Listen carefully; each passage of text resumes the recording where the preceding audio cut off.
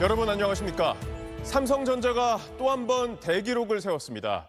2분기 잠정 영업이익이 89조 4천억 원으로 지난 3년치 영업이익을 단 석 달 만에 벌었습니다. 20조 원에 가까운 상과급 충당금을 뺀 수치로 사실상 100조 영업이익 시대를 열었습니다. 엔비디아와 애플 등 글로벌 빅테크들도 넘지 못한 기록입니다. 첫 소식 정성진 기자가 보도합니다. 삼성전자는 올해 2분기 매출은 171조 원, 영업이익은 89조 4천억 원으로 잠정 집계됐다고 공시했습니다. 영업이익은 1년 전보다 무려 1,800% 넘게 증가한 것으로 3분기 연속 최대 실적을 새로 썼습니다. 단 한 분기 만에 지난 3년간 영업이익을 합친 것보다 6조 원 이상 더 많이 벌었습니다. 엔비디아와 애플 등 글로벌 빅테크의 분기 최대 영업이익보다 높은 수준으로 사우디아라비아 국영기업 아람코를 제외한 전 세계 민간 기업 가운데 세계 1위 기록입니다. 이번 실적은 약 17조 원으로 추정되는 1, 2분기 성과급 충당금이 빠진 규모로 사실상 100조 넘는 영업이익을 거뒀다는 평가입니다. 역대급 실적은 역시 반도체가 견인했습니다. AI 빅테크들의 천문학적인 투자 확대로 반도체 품귀 현상이 이어지며 가격은 계속 뛰고 있습니다. 삼성전자는 6세대 고대역폭 메모리 HBM4를 가장 먼저 양산하는 데 성공하며 고부가 시장 점유율을 확대했고 디램 등 범용 메모리 공급 부족에 따른 가격 인상 효과도 누리고 있습니다. HBM은 수요가 계속 창출됐고 일반 디램은 수요는 유지되는데 공급이 줄어들었고 그러니까 둘 다 공급 부족 사태가 일어난 거죠. 3분기엔 디램 가격 인상률이 15% 안팎으로 둔화할 것이란 전망도 나오지만 이미 지난해보다 10배 가까이 뛴 가격 수준에서 공급 부족 시장이 유지되는 만큼 실적 상승세가 꺾이진 않을 걸로 분석됩니다. 기존의 그러한 핵심 부품이라는 용어보다 더 이제 강력하게 산업의 기반이 되고 있다. 필수재를 넘어서서 이제 인프라로까지.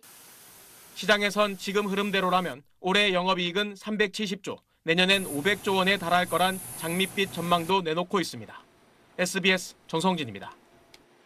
삼성전자가 사상 최대 실적을 새로 썼지만 주식시장의 반응은 정반대였습니다. 외국인이 대규모 매도에 나서면서 삼성전자 주가는 한때 10%까지 급락했습니다. 이 충격은 코스피 전반으로 번져 매매가 일시 중단되는 서킷 브레이커까지 발동됐습니다. 그 이유가 뭔지 김혜민 기자가 분석했습니다. 삼성전자 주가는 개장 직후부터 급락했습니다. 역대 최대치를 갈아치운 2분기 실적이 이미 발표된 뒤였습니다. 한때 10%까지 떨어졌다 결국 6.9% 하락하며 장을 마감했습니다. 시장 전망치를 넘는 어닝 서프라이즈에도 급락한 주가에 대해 증권가에선 실적 기대감이 선 반영된 데다 차익 실현 매물이 나왔다는 해석을 내놓고 있습니다. 삼성전자 주가는 실적 발표 전 이틀 동안 10% 넘게 올랐습니다. 앞서 삼성전자는 2019년 이후 분기 실적 발표에서 16차례 어닝 서프라이즈를 기록했지만 그중 10번은 발표 당일 주가가 하락했었습니다. 또 외국인들이 상승한 종목 일부를 팔아 비중을 조정하는 리밸런싱을 이어가고 있는 상황에서 실적 발표를 계기로 차익 실현에 나서면서 주가를 끌어내렸습니다. 연초 대비 코스피 지수가 90% 가까이 올랐거든요. 전 세계 증시에서 가장 최대 수익률을 기록하다 보니까 차익 실현 압력이 가장 강했던 걸로 해석할 수밖에 없어요. 이에 따라 단기 조정이라는 진단이 나오지만 장기적으로 수요 둔화와 공급 과잉으로 반도체 업황이 둔화될 수도 있다는 우려도 가시지 않고 있습니다. 마이크론, 키옥시아 그리고 중국 반도체 기업들이 대규모 투자를 한다고 하고 또 삼성전자, 하이닉스도 대규모 투자를 발표하면서 향후에 반도체 이제 공급이 늘어나면 인상 속도가 둔화될 거라는 좀 우려 때문에 글로벌 투자은행 모건 스탠리는 미국 반도체주의 약세는 증시 자금이 대규모 AI 데이터 센터를 운영하는 빅테크 기업으로 이동할 가능성이 있다고 밝혔습니다. 이달 중순 예정된 메타와 마이크로소프트, 아마존 등 미국 빅테크들의 실적 발표가 향후 AI 투자와 수요 강도를 확인할 수 있는 주요 지표가 될 전망입니다. SBS 김혜민입니다. 삼성전자와 SK하이닉스의 새로운 반도체 공장은 광주 군공항 부지에 들어서게 됩니다. 위치가 결정된 만큼 이제 남은 과제는 속도인데요. 공군 비행단 이전과 군공항 근처로 옮기려던 탄약고 문제가 쟁점으로 떠올랐습니다. 김수영 기자가 취재했습니다. 호남 반도체 기지의 조기 착공을 위해선 광주 군공항에 주둔하고 있는 공군 제1전투비행단의 신속한 이전이 필수적입니다. 대체공항 완공 전 임시 이전할 수밖에 없는 탓에 이 기간 안보 공백에 대한 우려도 있습니다. 안보 공백이 발생하지 않는 범위에서 조속히 부지를 비울 수 있는 방안을 다각도로 검토할 예정이고요. 군 내부에선 해당 비행단이 조종사 훈련을 주로 하는 곳이라서 상대적으로 군사적 부담이 덜하다는 평가도 있는데 충청권의 다른 군 공항에 임시로 이전하는 방안도 검토되고 있습니다. 오는 11월 무안공항 일대를 대체 군공항 부지로 발표할 계획이었던 정부는 이를 더 앞당기겠다는 입장입니다. 전남 광주 통합특별시도 속도를 강조합니다. 군공항을 이전하기 전이라도 반도체 기지 건설에 착수할 수 있다는 겁니다. 지금 당장 직접 이전이 아니더라도 그 부지를 사용할 수 있도록 하는 조치를 관계 당국이 준비하고 있는 것으로 알고 있습니다. 다만 군공항 이전 특별법에 따라 후보지의 주민 투표를 꼭 거쳐야 하는 만큼 무안 지역 주민들의 찬반 여부가 변수입니다. 광주 군공항 근처로 옮기려던 공군 탄약고도 문제입니다. 국방부와 광주특별시는 지난 2005년부터 광주 서구 마력동 일대에 있는 탄약고를 광주 군공항 근처로 옮기는 사업을 추진해왔지만 해당 탄약고 이전 부지도 반도체 기지 건설에 활용될 계획이라 이전은 사실상 중단됐습니다.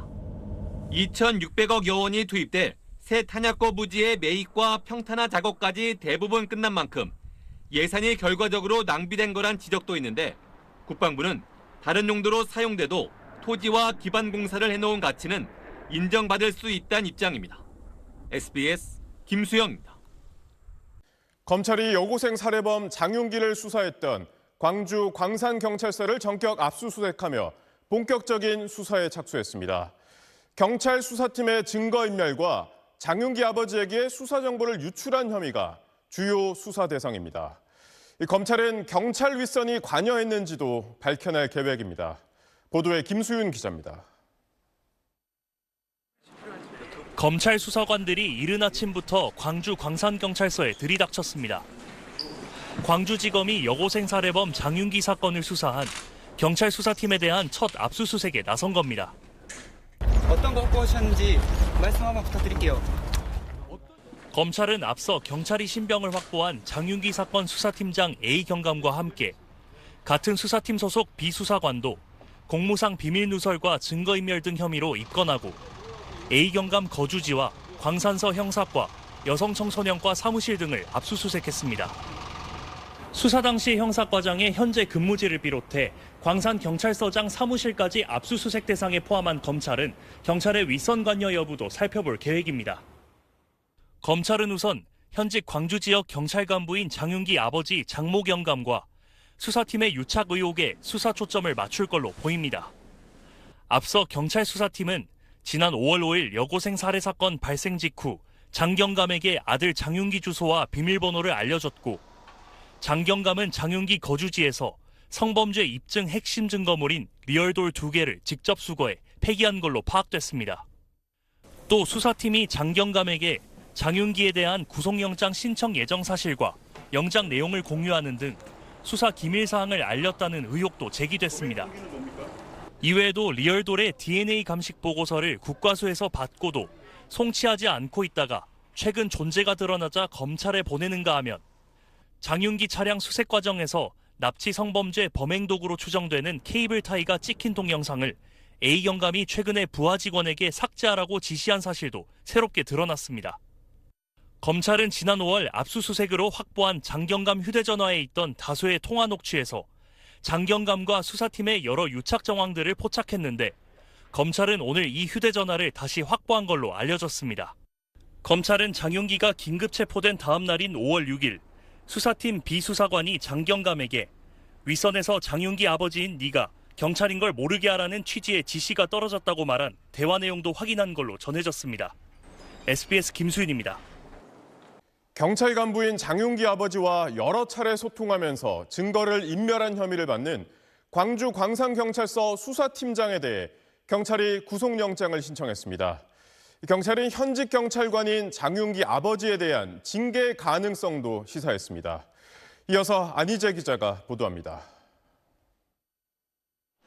광주 여고생 살해범 장윤기를 수사한 광주 광산경찰서 수사팀장 A경감에 대해 국가수사본부 특별수사팀이 구속영장을 신청했습니다. 증거인멸 혐의로 긴급 체포된 지 하루 만입니다. 수사팀은 조사 결과 A경감이 장윤기 차량 압수수색 과정에서 케이블 타이 등 성범죄 관련 증거물을 없애고 현직 경찰 간부인 장윤기 아버지 장모 경감에게 수사 정보를 유출한 정황을 확인한 걸로 알려졌습니다. A경감 측은 경찰 조사에서 증거를 없앨 이유나 동기가 없다며 대부분 혐의를 부인한 걸로 전해졌습니다. 경찰은 장윤기 아버지 장경감의 증거인멸 정황에 대한 징계 가능성도 내비쳤습니다. 경찰청은 언론 공지를 통해 형법상 친족 특례 규정에 따라 증거인멸을 처벌할 수 없더라도 다른 법령에 따라 징계 조치한다고 설명했습니다. 장경감이 아들의 리얼돌, 휴대전화를 없애고도 아버지란 이유로 처벌을 피해 도마에 오르자 징계가 가능하다는 점을 밝힌 겁니다. 또 수사정보 유출자는 즉각 수사 의뢰하는 등 강도 높게 조치하고 경찰관 사이 가족 사건 관련 문의를 주고받는 행위 자체를 엄금하고 있다고 강조했습니다.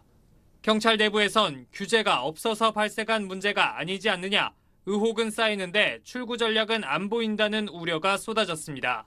끼리끼리 봐주기 같은 것은 제도적으로 차단돼 있다라고 얘기는 하지만 내부 동료를 지극히 감싸려고 하는 외관은 분명한 것이기 때문에 실효적으로 작동 못했다.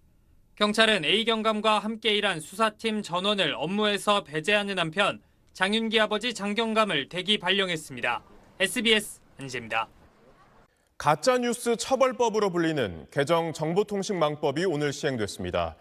어디서부터 어디까지가 허위 조작 정보인지 또 그걸 어떻게 판단하는지는 아직 명확하지 않습니다. 그렇다 보니 온라인에선 처벌을 피해 해외로 디지털 망명을 가자는 움직임까지 나오고 있습니다. 먼저 배성재 기자가 취재했습니다. 디지털 망명의 시작이다. 레딧으로 가자. 국내 온라인 커뮤니티엔 온종일 레딧과 같은 해외 공론장으로 활동 무대를 옮기자는 글을 쉽게 찾아볼 수 있었습니다. 이른바 가짜뉴스 처벌법 시행으로 내 댓글도 처벌받지 않을까 하는 불안이 커진 겁니다. 관점의 차이가 있는 거에 대해 사람들이 쉽게 오해해서 빠른 신고를 할 수 있다는 게 좀 더 조심스러워질 것 같아요. 말할 권리를 뺏는 거니까 일단 좋진 않고 이게 이제 논리적으로 맞는 말일 수도 있는데 이제 그거를 이제 막아버린다든지. 5.18 기념재단을 비롯한 일부 단체들은 법적 규제의 사각지대에 있던 혐오 표현을 불법 정보로 규정했다는 점에서 뜻깊은 진전이라고 평가했습니다. 반면 시행 전부터 제기됐던 부작용을 우려하는 목소리는 여전합니다. 아직 어디까지를 허위 조작 정보로 볼 건지 기준이 명확하지 않다 보니 표현의 자유를 위축시킬 수밖에 없다는 겁니다. 참여연대 등 친여 성향으로 분류되는 단체들까지 허위 조작 정보를 국가가 판단한다는 것 자체가 적절치 못하다고 비판했습니다. 처벌 필요성이 있는 허위 조작 정보를 함정적으로 처벌해야 되는데 직접적으로 이제 표현의 자유를 좀 보호돼야 되는 부분들이 형사처벌 대상이 되는 거죠. 지난 5월 말 국회 홈페이지에 등록된 개정정보통신망법 철회 요구 국민청원에는 동의를 누른 숫자가 14만을 넘었습니다. 시행 초기 논란과 우려를 서둘러 불식시키지 못할 경우 7.7법 포비아와 디지털 망명이 현실이 될 수도 있다는 지적이 나오고 있습니다. SBS 배성재입니다. 국민의힘은 개정 정보통신망법이 악법이자 위헌이라며 헌법소원 심판 청구를 예고했습니다. 국가가 표현의 자유에 개입할 우려가 있다는 겁니다. 김보미 기자가 쟁점을 정리했습니다.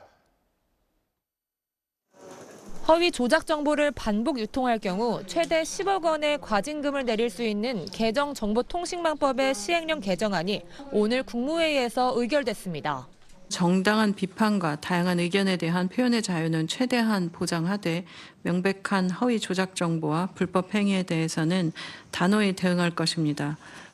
국민의힘은 개정 법령에서 표현의 자유 침해가 가장 큰 문제라고 비판하면서 피해 사례를 취합한 뒤 헌법소원 심판을 청구하고 법의 재개정도 당론으로 추진하겠다고 밝혔습니다. 입틀막법은 악법입니다. 그리고 위헌입니다. 헌법 소원 심판을 청구하겠습니다. 핵심 쟁점은 허위 조작 정보의 판단 주체가 누구냐는 겁니다. 정부는 1차적으로 대형 온라인 플랫폼이 허위 조작 정보인지 판단에 조치하되 만약 게시자가 이의를 제기한다면 독립기구인 방송미디어통신심의위원회에 분쟁조정부에 조정을 신청하거나 법원의 판단을 구할 수 있기 때문에 정부는 판단의 주체가 아니라고 강조합니다. 특히 분쟁조정부도 조정만 할 뿐 게시물 자체를 심의하진 않는다고 정부는 설명하고 있습니다. 하지만 국민의힘은 방미심의 자체가 정권의 영향권에 있다고 우려합니다. 또 대형 플랫폼들은 국제 팩트체킹 네트워크 IFCN의 인증을 받은 국내 사실확인 단체의 게시물의 검증을 요청할 수 있는데 문제는 이런 단체들이 방송미디어통신위원회 산하 투명성 센터의 지원을 받을 수 있다는 점입니다.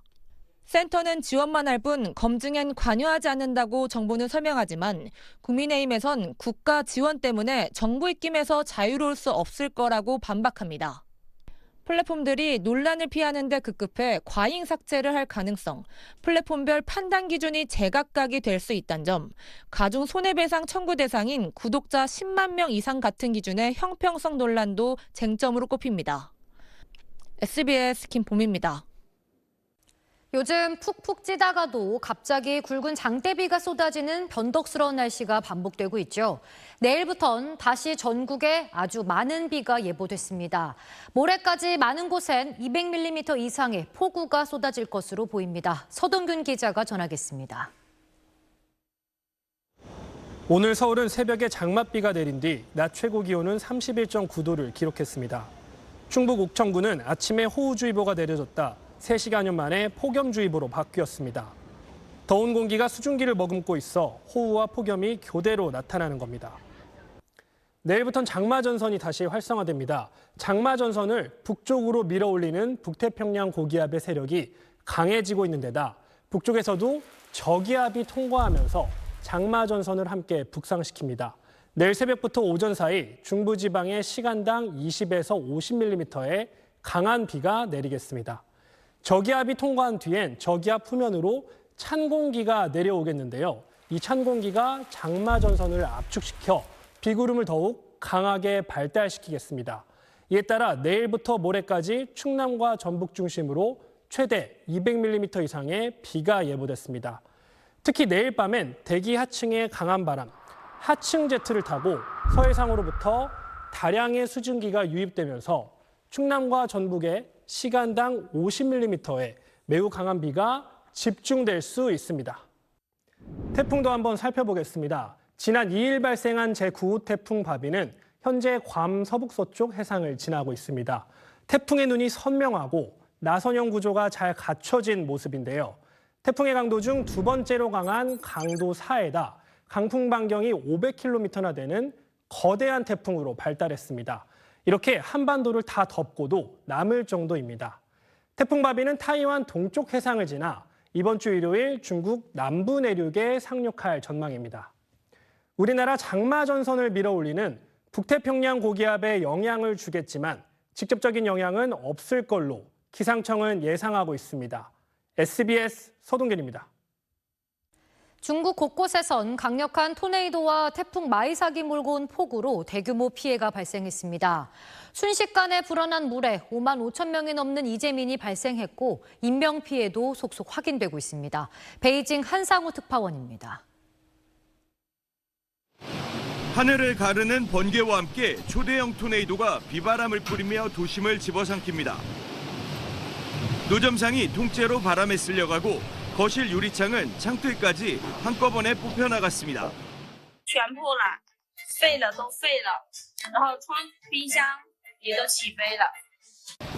현지 시간 6일 저녁 7시쯤부터 약 4시간 동안 강력한 토네이도가 중국 후베이성 동부를 강타했습니다. 곳곳에서 동시에 토네이도가 몰아치면서 현재까지 11명이 숨지고 1명이 실종됐으며 331명이 다쳤습니다. 주택 22채가 붕괴됐고 4,800여 채가 파손됐습니다. 같은 날 중국 남부 광시 난닝에서는 대규모 홍수가 났습니다. 태풍 마이삭의 영향으로 사흘 동안 폭우가 쏟아진 끝에 저수지가 범람하고 둑이 무너지면서 일대 마을이 물바다가 됐습니다. 현재까지 4명이 숨지고 8명이 실종됐습니다. 이재민도 5만 5천여 명 발생했습니다. 마을이 물에 잠기기 전에 4만 8천여 명이 긴급 대피했는데 현재까지도 구조 작업이 이어지고 있어 인명피해는 더 늘어날 수 있습니다. 오늘 아침엔 중국 서북부 간수성 룽난시에서 산사태가 나 33명이 매몰됐습니다. 중국 소방구조국이 구조와 수색 작업을 벌여 현재까지 21명을 구조했지만 이 중 5명은 끝내 숨졌습니다. 대형 자연재해가 동시에 발생하자 시진핑 주석은 구호 구조활동 강화와 중국 전역에서 재해예방 점검을 적극 실시하라고 지시했습니다. 홍수, 토네이도, 산사태에 이어 초강력 태풍 바비가 중국 동남부로 향하고 있어 더 큰 피해가 예상되는 상황입니다. 베이징에서 SBS 한상호입니다. 전북 전주에서 갓 태어난 아기가 숨지는 안타까운 일이 있었습니다. 산소가 부족하고 심박까지 떨어져 신생아 전문의의 치료가 절실한 상황이었지만 아기는 받아줄 병원을 찾지 못해 끝내 세상을 떠났습니다.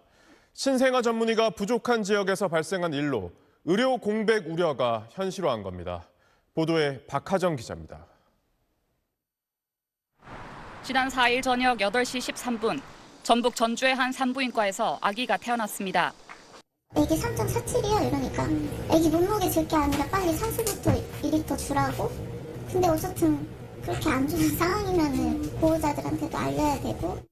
3분에서 한 5분 정도 울지가 않는 거예요. 그래서 이제 보통은 때리고 수다통을 주면 아이가 좀 울기도 하고 했을 때 돌아오고 좀 그러거든요.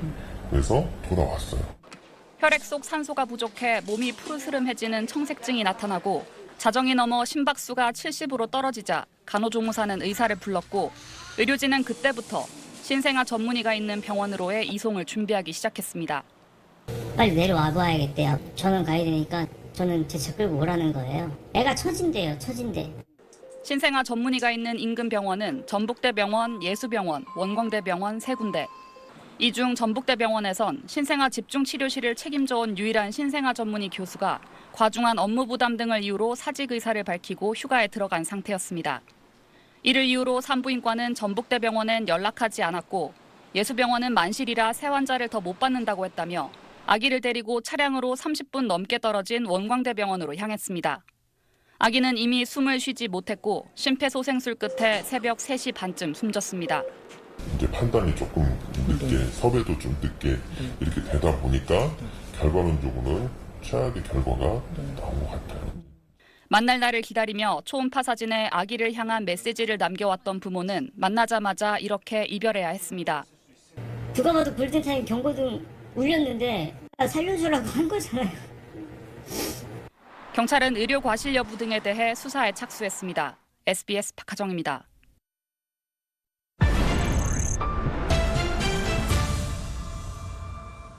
정부가 마약 범죄에 총력 대응을 밝히고 나선 지 200일이 지났습니다.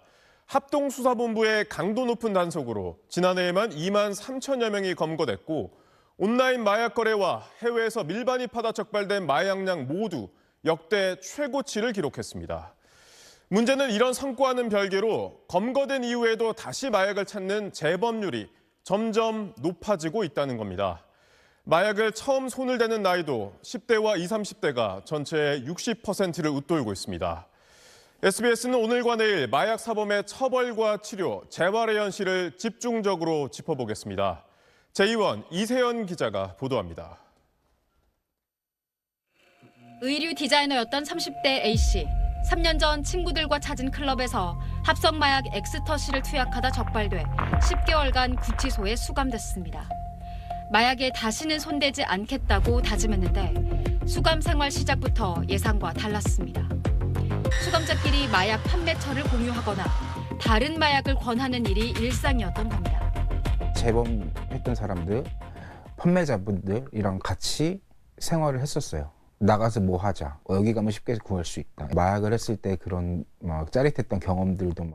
마약 사범의 경우 초범과 재범, 투약자와 판매자를 분리 수용하라는 내부 지침이 있지만 이미 정원을 초과한 교정시설이 많아 실제로는 일반 수형자와 분리하는 수준에 그치고 있습니다. 엄청난 유혹인 거죠. 형을 마감하고 나가도 다시 쉽게 구할 수 있는 루트가 생기는 거니까요. 구치소 내 여러 유혹을 극복한 A씨는 출소 후 40시간의 재활교육에 전념하고 서적을 찾아 읽으며 중독과 싸우는 방법을 스스로 익혔습니다. 하지만 A씨처럼 출소 후에도 단약을 이어가는 경우는 많지 않습니다. 3년 전 50%를 밑돌던 마약 사범 재범률은 꾸준히 증가해 2024년에는 51.9%, 올해는 5월 기준 56.5%를 기록했습니다. 10명 중 6명 가까이 다시 마약에 손을 댄 겁니다. 전문가들은 이전에 비해 마약에 대한 접근이 쉬워진 반면 중독의 고리를 끊도록 돕는 곳은 부족한 데서 원인을 찾습니다. 전쟁의 대상이 판매자나 생산자가 되는 건 이해를 하는데 질병 코드가 나오는 의존증 환자인데 지원은 없고 처벌만 하니까 안 주는 거예요. 그래서.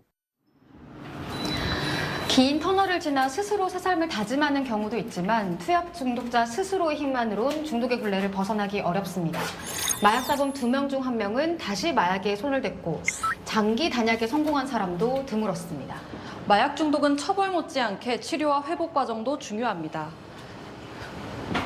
그래서 필요한 게 바로 이 회복의 다리인데요. 중독에서 일상으로 이들의 회복을 돕는 기관들을 직접 찾아가 봤습니다.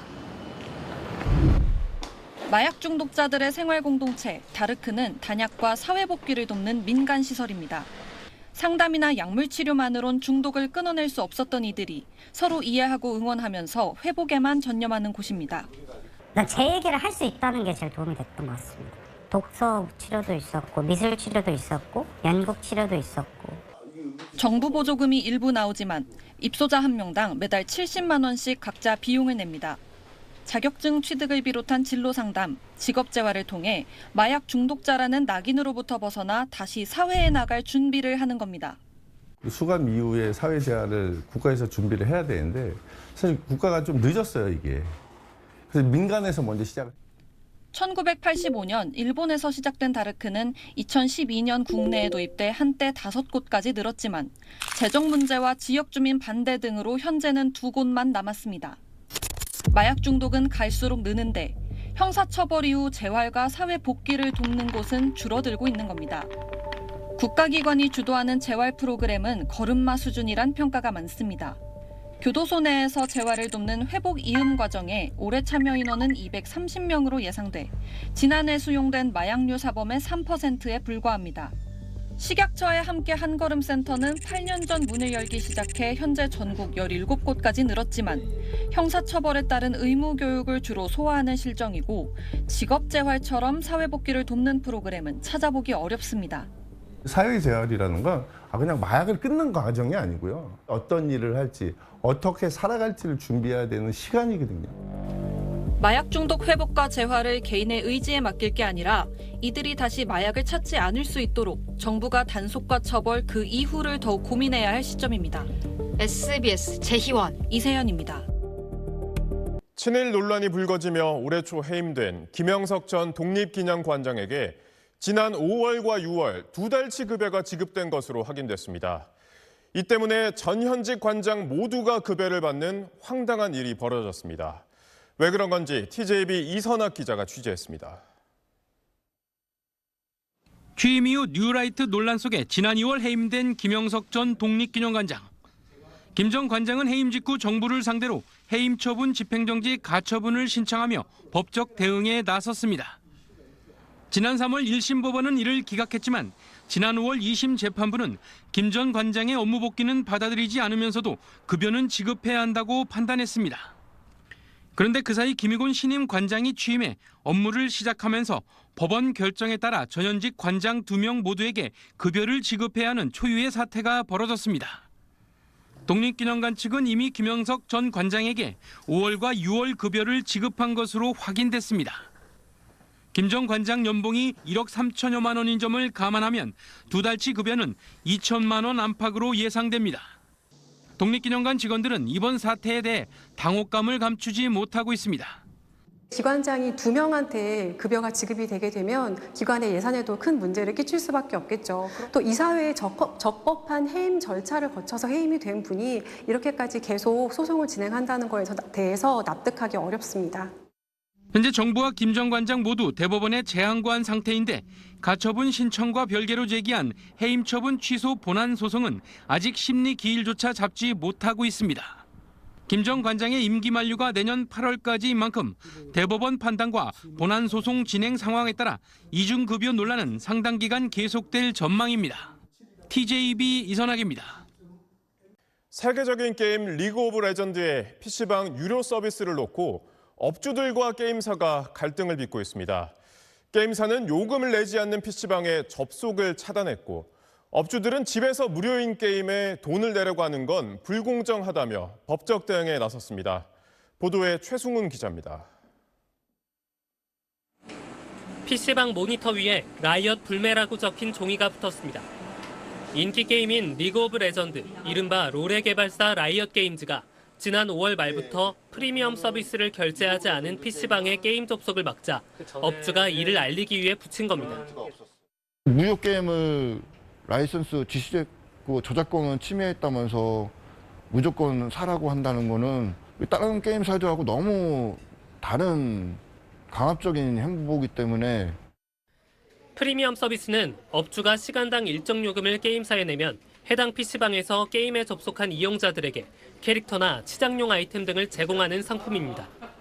업주들은 개인이 집에선 무료로 할 수 있는 게임을 PC방이 유료 서비스를 결제하지 않았다는 이유로 접속조차 못하게 하는 건 지나치다고 주장합니다. 하지만 롤의 인기 때문에 대부분 가입할 수밖에 없다고 말합니다. 리그 오브 레전드가 50%를 차지하고 있다 보니까 이제 PC방 입장에서 아예 롤을 막아버리기에는 좀 어려운 상황입니다. 프리미엄 서비스를 이용하는 PC방은 시간당 요금을 250원 정도 더 받아 이용자 불만도 나옵니다. 프리미엄 혜택 같은 게 뭐 체감이 되시나요?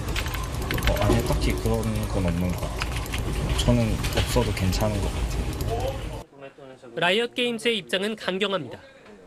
PC방이 게임 제공으로 돈을 버는 만큼 지식재산권 사용료를 내야 한다는 겁니다.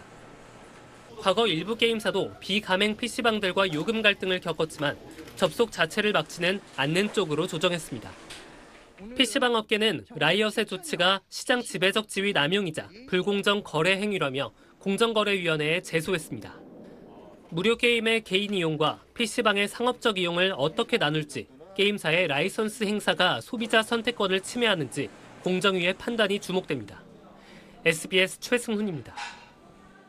과자와 빵 같은 먹거리부터 철강과 인쇄용지까지 산업 전반에 쓰이는 전분과 전분당 가격을 7년 넘게 담합한 업체들의 과징금이 부과됐습니다. 이들이 물게 될 과징금은 역대 최대 규모로 7천억 원을 넘습니다. 최희선 기자가 보도합니다. 공정거래위원회에서 확보한 담합 증거 사진입니다. 칠판엔 일반 전분과 포도당, 물엿 등 종류별로 각 회사들이 가격을 얼마나 올릴지 적혀 있습니다. 공정위는 대상과 사조 CPK, 삼양사, CJ 제일제당 등 4개 업체가 이런 식으로 전분과 전분당의 거래처 판매가와 시기를 담합했다고 밝혔습니다. 지난 2018년 5월부터 지난해 10월까지 13번의 담합 행위가 확인됐고 담합과 관련된 매출액은 6조 500억 원대에 달했습니다. 이 업체들의 전분과 전분당 시장 점유율은 각각 96%와 86%에 달하는데 대규모 장치 산업 특성상 신규 사업자 진입이 어려워서 지난 20년 동안 점유율을 유지해 왔습니다. 정부가 물가 안정을 위해 전분당 주 원료인 수입 옥수수에 관세율 0%의 할당 관세를 적용해줬지만 이들은 국제 옥수수 가격 상승기에는 판매가를 신속하게 인상했고 가격 하락기에는 인하폭을 최소화했습니다. 이런 방식으로 담합 초기 1kg당 559원이었던 전분당 평균 판매가는 2022년 11월 971원까지 73% 넘게 상승했습니다. 가격 인하에도 불구하고 영업이익이 개선되었습니다. 결국 담합으로 인한 피해는 후방산업을 영위하는 실수요처와 대리점, 나아가 최종 소비자에게 전가되었습니다. 공정위는 4개 업체에 대해 담합 사건 역대 최대 과징금인 7,476억 원을 부과하고 향후 3년 동안 6개월 단위로 가격 변경 내역을 공정위에 보고하도록 했습니다. 또 이번 조사 과정에서 가축 사료나 식용유 원료로 사용되는 전분당 부산물 가격 담합 혐의도 포착해 CJ 제일제당을 제외한 3개 업체에 심사 보고서를 추가로 발송했습니다. SBS 최희선입니다. 배제고 야구부의 응원 논란 이후 교사와 학생들을 상대로 실태 조사를 벌인 결과 역사 왜곡이나 혐오 표현의 심각성이 고스란히 확인됐습니다. 무분별한 혐오 표현들이 이미 교실 안까지 깊숙이 침투해 일상처럼 소비되고 있었는데 조윤아 기자가 학생들의 이야기를 들어봤습니다. 5.18 민주화운동 당시 북한에서 지령받은 간첩들이 무기고를 탈취했다는 내용으로 신문기사처럼 만든 이미지입니다. 1980년 5월 20일, 날짜까지 기재돼 있지만 당시엔 이미지에 나온 광주일보가 생기기 전이었습니다. 가짜뉴스입니다. 틱톡 같은 데서 이런 게 많이 뜨니까. 전국 교직원 노동조합이 배제고 스타벅스 응원 논란 이후 전국 교사 1,100여 명을 조사한 결과 90% 가까이가 최근 1년 내 교실에서 학생의 역사 왜곡, 혐오, 조롱 표현을 접했다고 응답했습니다. 전두환 씨를 전땅크라고 표현하고 수업 시간에 탱크데이 화이팅을 외친 학생도 있다는 게 교사들의 증언입니다. 특정 지역과 정치 세력을 겨냥한 조롱 표현도 교실에서 서슴없이 나옵니다. 전라도 보고 웹 해외다 이런 느낌으로 말을 하는 애들이 있습니다. 파란색이 나오기만 해도 막 그런 얘기하고 정치 상황에 연관될 만한 얘기가 나오면 그냥 그런 드립들을 다 치는 것 같아요. 저는. 교실에서 한 40에서 60%가 쓰는 것. 초중 고교생 1,600여 명을 조사한 결과에선 정치인이나 유명인의 죽음, 비극을 조롱하는 콘텐츠를 최근 1년간 한 번 이상 본 적 있다고 답한 학생이 절반이 넘었습니다. 주요 경로로는 유튜브가 53.1%로 가장 많았고 이어 인스타그램, 틱톡 등 순이었습니다. 그만하자 이런 사람은 별로 없고 거기서 아니다 막 이러는 게 더 거기 그 분위기상으로는 좀 더 이상하죠. 좀 추임새 느낌으로 넣는 경우도 있어갖고 라인이 만든 경우도 있어갖고 입에 감기는 말인 경우도 있어갖고. 교실에서 무심코 따라한 표현이지만 그게 왜 문제인지 학교에서 배우고 싶다고 응답한 학생도 절반이 넘었는데 전교조는 조롱이나 혐오, 허위 정보를 비판적으로 읽고 사실과 근거를 확인할 수 있는 교육의 강화를 요구했습니다. SBS 조윤아입니다. 최대 60조 원 규모의 캐나다 잠수함 사업 수주 경쟁에서 하나오션의 수주가 끝내 불발됐습니다. 이재명 대통령은 아쉽지만 K방산의 도전은 계속될 것이라고 밝혔는데요. 나토 정상회의에 참석하기 위해 튀르키예로 출국한 이 대통령은 방산 수출 확대를 위한 외교 행보를 이어갈 예정입니다. 강청환 기자입니다. 캐나다 정부가 차세대 잠수함 사업자로 한화오션이 아닌 독일 업체를 선정했다는 소식이 알려진 뒤 이재명 대통령은 SNS에 K방산의 담대한 도전은 계속된다는 제목의 글을 올렸습니다. 기대했던 결과를 얻지 못했지만 우리의 저력을 국제사회에 분명히 보여주었다면서 앞으로도 담대하게 도전할 것이라고 적었습니다. 또 방위산업 연구개발과 수출 지원, 국제협력 강화 등 정부가 할 수 있는 모든 걸 다 하겠다고 덧붙였습니다.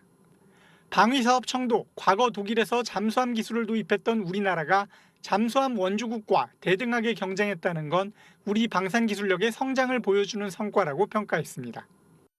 이 대통령은 북대서양 조약기구 나토 정상회의 참석차 오늘 튀르키예 앙카라로 출국했는데 세계 최대 규모의 나토 방위산업 시장을 공략하기 위한 외교전에도 나섭니다. 특히 세계 국방비의 55%를 차지하는 최대의 방산 시장인 나토 동맹국들을 상대로 방산 협력을 본격 추진한다는 의미를 갖습니다. 이 대통령은 이를 위해 우리 시간으로 오늘 밤 이번 정상회의 핵심 행사인 나토 방위산업 포럼에서 기조 발언을 한 뒤 토론에도 참여합니다. 이 대통령이 역시 나토 회의에 참석하는 트럼프 미국 대통령과 지난달 중순 프랑스 G7 정상회의 이후 20여일 만에 다시 대면할 수도 있는데 쿠팡 문제나 안보 후속 협의 등에 대해 이야기를 나눌지 주목됩니다. SBS 강청환입니다. 서울 잠실 올림픽공원에 묶여있는 투표용지 247만 장이 공개 검증을 위해 투표함 밖으로 나올 전망입니다. 오늘 국회 국정조사에서 선관위가 재검증을 공언했고 여야도 뜻을 함께했습니다. 고정현 기자가 보도합니다. 오늘 중앙선거관리위원회에서 열린 투표용지 부족 사태 국회 국정조사특위 2차 현장 조사.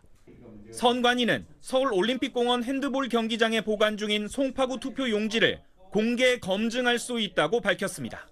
특위에서 결정하는 시점을 해주시면 가급적이면 최대한 빨리 하시는 게 맞지 않냐라는 의견을 드립니다.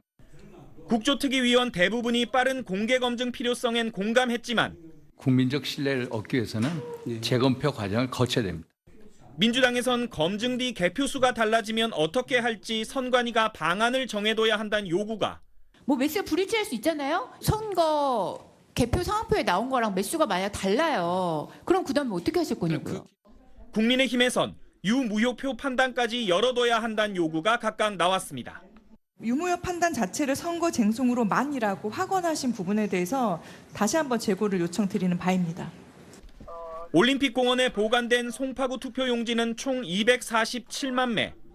선관위는 5천만 원을 들여 440명이 9시간 동안 일일이 수검표를 하고 국조특위는 물론 후보자 추천 참관인의 언론 등까지 참석한 가운데 공개 검증하는 방안을 보고했습니다. 다만 선관위는 재검증의 목적이 보관된 투표용지가 6.3 지방선거 당일 투표한 용지와 동일해 변동이 없다는 걸 입증하기 위한 것이지 유무효표 판단이나 당선 유무 변경 등 법적 효력은 없다고 강조했습니다. 민주당 한병도 원내대표는 재검표와 수개표를 여야 협의로 추진하겠다고 밝혔고 국민의힘 소속 윤상현 국조특위위원장도 재검표 장소와 방법 등을 여야 합의로 논의하겠다고 말했습니다. SBS 고정현입니다. 민주당 당권 주자들의 신경전이 거칠어지고 있습니다. 정청래 전 대표는 자기 정치의 폐해를 언급했던 김민석 전 총리를 겨냥해 현직 총리의 당대표 로망 발언이야말로 자기 정치라고 비판했습니다. 이에 김 전 총리는 무엇이 진짜 자기 정치의 폐해인지는 당원이 평가할 것이라고 맞받았습니다. 박재현 기자의 보도입니다. 8.17 민주당 대표 경선에 출마 선언을 앞둔 정청래 전 대표가 이젠 말할 수 있다며 오늘 SNS에 올린 글입니다. 김민석 전 총리를 겨냥해 국정에만 전념해야 할 국무총리가 시간, 장소, 상황에 맞지 않게 당대표 로망이란 발언을 해 평지풍파를 일으킨 게 대표적인 자기 정치의 사례라고 직격했습니다. 지난 1월 김 전 총리가 재임 중 한 유튜브 방송에서 했던 발언을 되짚으며 꼬집은 겁니다. 어제 김 전 총리가 대표 경선 출마를 공식 선언하며 지난 1년 자기 정치의 폐해가 당을 혼선에 빠뜨렸다고 정 전 대표를 직격하자 오늘 정 전 대표가 반격에 나선 셈입니다. 총리는 국정에만 전념해야지 당 일에 오해받을 소지의 발언을 하면 안 된다고 생각합니다. 김 전 총리는 정 전 대표 시기 검찰개혁과 공천 등 당내 주요 문제를 논의하는 과정에서 토론과 조율이 부족했다고 되받아쳤습니다. 어떤 것이 진짜로 지난 1년 동안 우리 당에 어려움을 가져온 자기 정치의 폐해인가에 대해서 이제 토론하고 당원들이 평가할 시간은 친청계는 김 전 총리를 향해 왜 지난 2024년 12월 국회의 계엄 해제 표결에 참여하지 못했느냐고, 친명계는 정 전 대표를 향해 당내 갈등을 증폭시키고 지도부의 역량을 내부 논쟁에 소모하게 만들었다고 대리전을 벌이기도 했습니다. 가열되는 비방전에 민주당 내부에서 우려의 목소리도 나오는 가운데 친명계 송영길 의원과 친문계 고민정 의원도 내일 대표 경선 출마를 선언할 예정입니다. SBS 박재현입니다. 절기 소서인 오늘 오후부터는 장맛비가 소강 상태를 보이고 있습니다. 다만 내일 아침부터 중부와 호남 지역에는 강한 비가 내리겠고요. 특히 내일 오전과 내일 밤부터 모레 새벽 사이 시간당 최대 50mm의 강도로 세차게 쏟아지겠습니다. 호우 대비해 주셔야겠습니다. 예상되는 비의 양을 보시면 충남과 전북에 최대 200mm 이상, 그 밖에 중부지방에 최대 150 이상, 경북 북부와 전남 북서부에 최대 120mm 이상이 쏟아지겠습니다. 내일 아침부터 호우가 예상되는 경기와 충남, 일부 강원 지역에는 호우 예비특보가 내려져 있습니다. 한편 정체전선이 북상하면서 일부 제주와 영남 지역은 내일 비가 소강 상태를 보이겠고요. 체감온도 33도 안팎의 폭염이 나타나겠습니다. 자, 위성 영상 보시면 북상하고 있는 태풍 바비가 보이실 텐데요. 중국 상하이를 향하면서 우리나라에 영향을 주지는 않겠습니다. 다만 태풍의 세력이 매우 강해서 북태평양 고기압을 우리나라로 더 밀어 올리겠습니다. 때문에 당분간 정체전선은 중부지방에 자리하겠고요. 남쪽에는 폭염이 나타나겠습니다. 오늘 밤사이에도 일부 남부지방에는 최저기온이 25도를 웃돌며 열대야가 예상되고요.